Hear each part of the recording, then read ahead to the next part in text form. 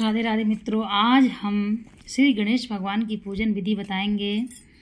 किस तरह श्री गणेश अंबिका की संक्षेप में जब निमित्त आप पूजा करते हैं तो ज़रूर करते होंगे श्री गणेश भगवान का पूजा।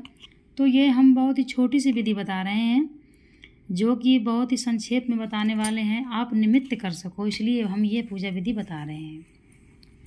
तो सबसे पहले जब हम गणेश भगवान का पूजा करते हैं तो सबसे पहले हमको आवाहन मंत्र बोलना होता है। तो आवाहन में क्या बोलना है वह बताएंगे। तत्पश्चात हमको प्रतिष्ठा मंत्र भी बताएंगे, आसन देने का मंत्र भी भगवान का बताएंगे। इसलिए हम आपको ये विधि बताने वाले हैं आज। तो सबसे पहले श्री गणेश भगवान का आवाहन मंत्र बताएंगे। गजाननं भूतगणादिसेवितं कपित्थजम्बूफलचारुभक्षणम् उमासुतं शोकविनाशकारिकं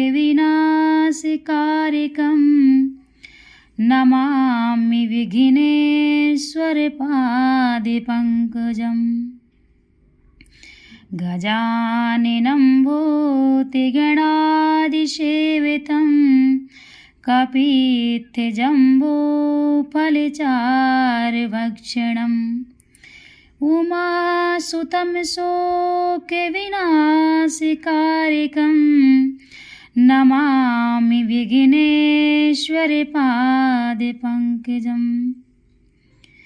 आगच्छे भगवन् देवो स्थाने चात्रैस्त्रो भव यावत् पूजां करिष्यामि तावत् त्वं सन्निधो भव। ओम गणेश अंबिकाभ्यां नमः। इसके पश्चात आपको भगवान के प्रतिष्ठा मंत्र बोलना है। अस्यै प्राणाः प्रतिष्ठन्तु अस्यै प्राणाः क्षरन्तु च अस्यै देवत्वं चारिमामहति च कश्चन। ओम गणेश अंबिकाभ्यां नमः। इसके पश्चात आपको भगवान का आसन जब देते हैं, भगवान को जब बैठाना है तब यह मंत्र बोलना चाहिए। रम्यं सुशोभिनं दिव्यं सर्वसौख्यकरं शुभम् आसनं च मया दत्तं गृहाणि परमेश्वर। आसनं प्रतिगृह्यतां प्रभु, आसनं समर्पयामि।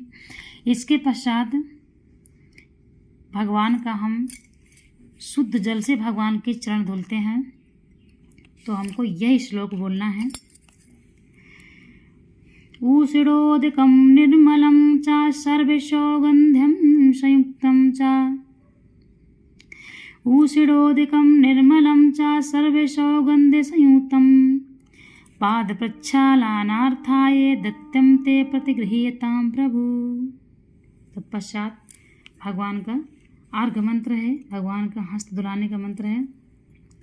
अर्घ्य अर्घ्य गृहाण देवेश गन्धपुष्पाक्षतैः सह करुणाकरं कुरु मे देव गृह्णार्घ्य नमस्तुते गृह्णार्घ्य नमस्तुते। तत्पश्चात भगवान को आचमन कराना चाहिए।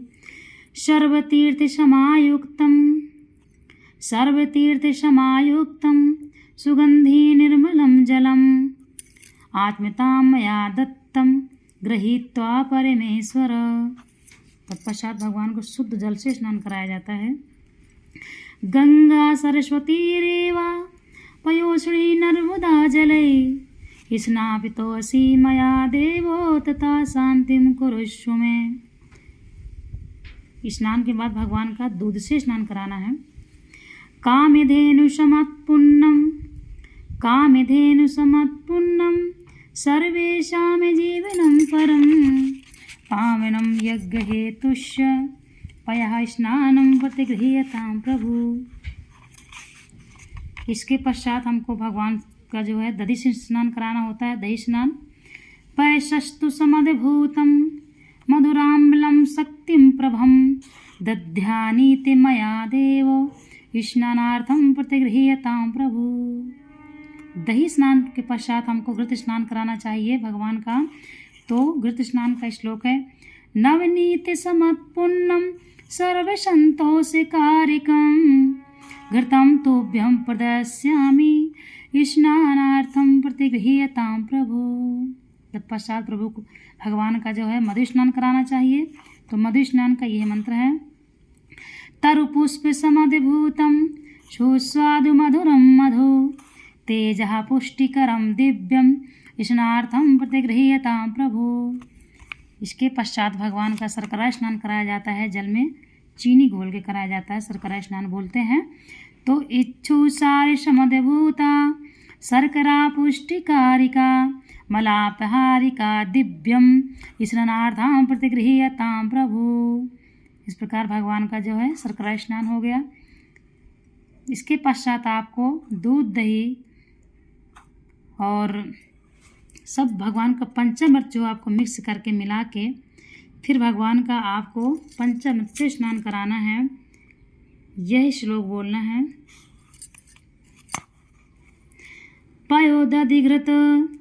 पयोदधिघृत चैव मधु च शर्करायुतं पंचामृतं मया नीतं स्नानार्थं प्रतिगृह्यतां प्रभु। इसके पश्चात आपको भगवान का शुद्ध जल से फिर स्नान कराना होता है।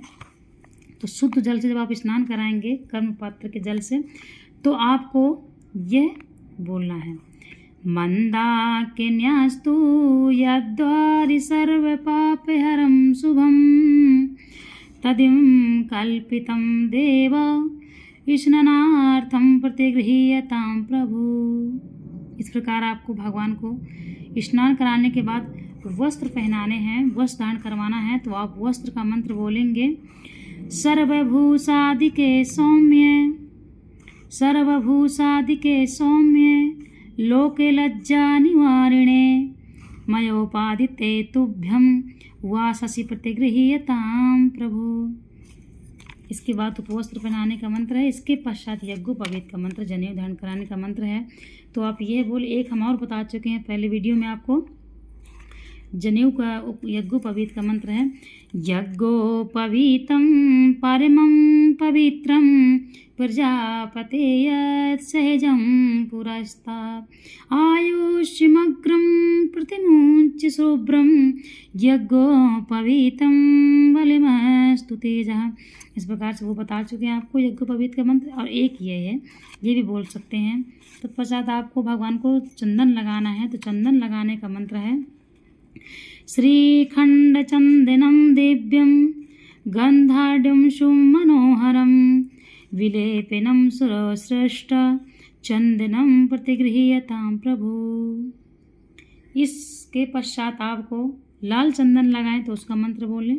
यह चंदन का ये मंत्र है। दूसरा मंत्र ये है, रक्त चंदनम समिश्रम। इस प्रकार से परिजाते समुद्भवम मया दत्यम ग्रहणाशु चंदनम गन्धे संयुतम। इस प्रकार से लाल चंदन लगाने का मंत्र है। तत्पश्चात आपको रोली चढ़ाने का मंत्र है भगवान पे, रोली कुमकुमं कामिना दिव्यं कामिना काम संभवम कुमकुमिनार्चिते देव ग्रहाणे परमेश्वर। तत्पश्चात आपको भगवान को सिंदूर लगाना है। तो यह सिंदूर लगाने का मंत्र है, सिंदूरम शोभिनं रक्तं सौभाग्यं सुखवर्धनं शुभदं कामदं चैव सिंदूरम प्रतिगृह्यतां प्रभु। इसके पश्चात आपको भगवान को अक्षत चढ़ाना है, चावल चढ़ाना है। अखंड होना चाहिए चावल। अच्छिताच्च सर्वश्रेष्ठं कुमकुमाक्ताः सुशोभिताः मया निवेदिता भक्त्या ग्रहाणे परमेश्वर। तत्पश्चात आपको भगवान को पुष्पमाला चढ़ाना है। माल्यादीनि वै प्रभो मया नीतानि पुष्पाणि ग्रहाणे परमेश्वर। इस प्रकार आपको भगवान को पुष्पमाला चढ़ाना है। फिर बेलपत्र चढ़ाना है भगवान को। ये इसके अलावा हम दूसरा बता चुके हैं आपको, त्रिदलाकारं त्रिगुणं त्रिगुणात्मकं त्रिजन्म पाप संहारं बिल्वपत्रं शिव अर्पणम। तत्पश्चात आपको दूर्वा चढ़ाना है। तो हम दुर्वा चढ़ाने का मंत्र बता चुके हैं, इसमें दूसरा दे रखा है, ये भी आप पढ़ सकते हैं। तुम दुर्मृत जन्मानि वंदितासि सुरैरपि सौभाग्यम सत्संतितं देहि सर्वकार्यकरी भव। इस प्रकार से दुर्वांकुर, दुर्वा की जो अंकुर चढ़ाते हैं भगवान पर वो है। समी पत्र का चढ़ाने का है।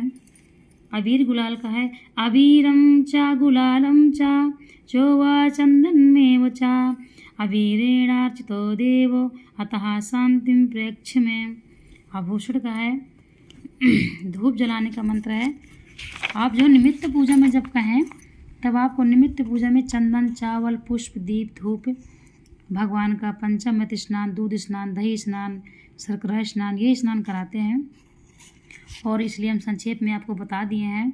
इसके पश्चात आपको भोग लगाना है, दीप जलाना है, यह मंत्र है।